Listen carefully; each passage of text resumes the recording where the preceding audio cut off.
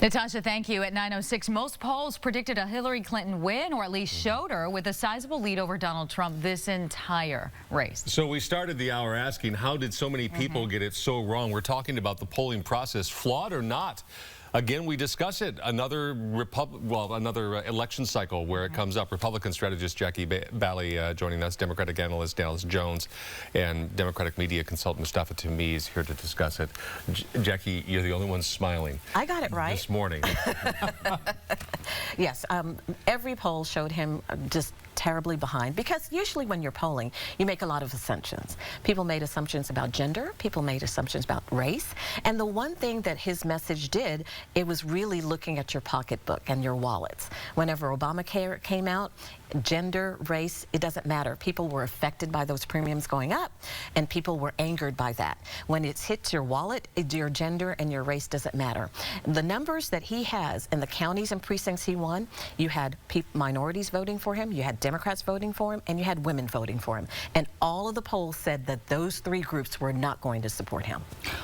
Go ahead. What you also look in polling is modeling in terms of what the turnout's going to look like. And what's happened is that there was a substantial turnout from rural vote that nobody had in their modeling. And so the biggest assumption you make in the polling is what is the electoral makeup, and that's what's changed. So although the opinions of people that they were originally were probably right, because it's within that 3% margin, if you look at the Trump victories, they're right down the middle.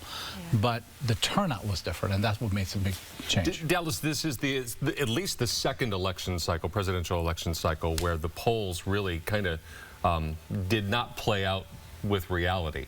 This one perhaps even more so.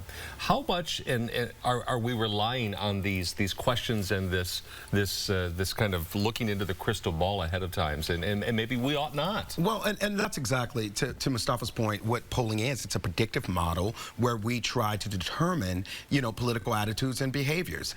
At the end of the day, it's not absolute. The only absolute poll is that, like we saw last night, when the voters go to the booth and cast their ballots. And so, it gives us a snapshot. It gives us a picture of what should have happened.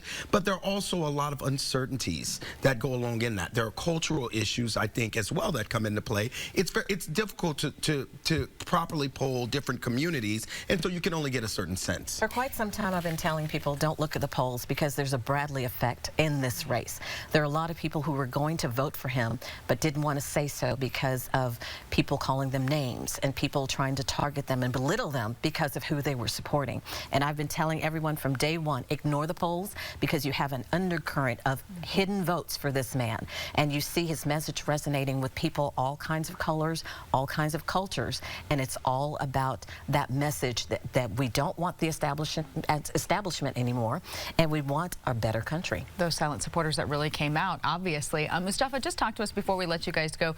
Going forward, what do you foresee? Because we're seeing reports that several Democrats have called him to congratulate him and said, hey, I'm on board. We've seen even Mark Cuban, change his mind and say, let's give this President-elect Trump a chance. Look, I mean, whether you voted for him or not voted for him, we have to respect the office and the process. And he was fairly elected to the President of the United States.